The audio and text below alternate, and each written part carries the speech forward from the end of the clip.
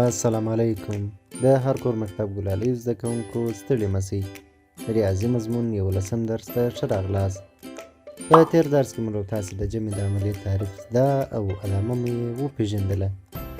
د نن ورځې په 11 درس کې به یو رقمي اعداد وپېژنو، د یو رقمي اعدادو جمع به زده کړو او په جمع کې به د صفر ارزښت وپېژنو.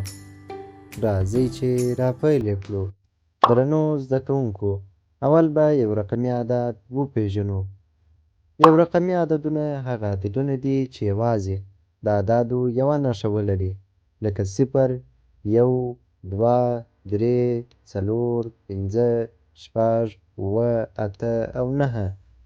نو له صفر څخه تر نهو پورې اعدادو ته یو رقمي عدد وایي، ځکه چې یوازې یوه نښه لري. دا چې یو رقمي عددونه مو وپېژندل، اوس به د یو رقمي عددونو جمع کول زده کړو.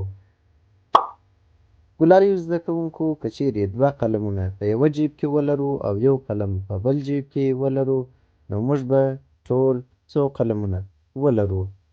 د دې جواب د پیدا کولو لپاره موږ د جمع د عملیې څخه کار اخلو.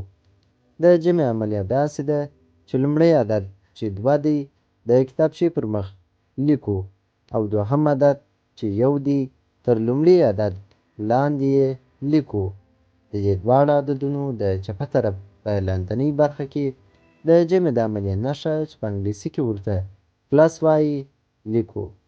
اوس نو لومړی عدد چې له دوه سره مساوي دی له دوهم عدد چې یو دی له یو بل سره جمع کوو چې مجموعه یې 3 کېږي.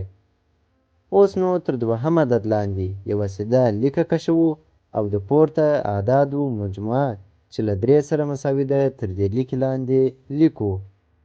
دې ته د یو رقمي عددونو جمع کول وایي او اخري عدد ته سم یا هم د اعدادو مجموعه وایي. راځئ چې په جمع کې د صفر ارزښت وپېژنو. په جمع کې صفر ته د جمع د عملیې خنثی عنصر وایي، ځکه چې له هر عدد سره چې صفر جمع سي حاصل یې بیرته هماغه عدد کېږي. نو وایو چې د جمع په عملیه کې صفر یو بې ارزښته رقم دی.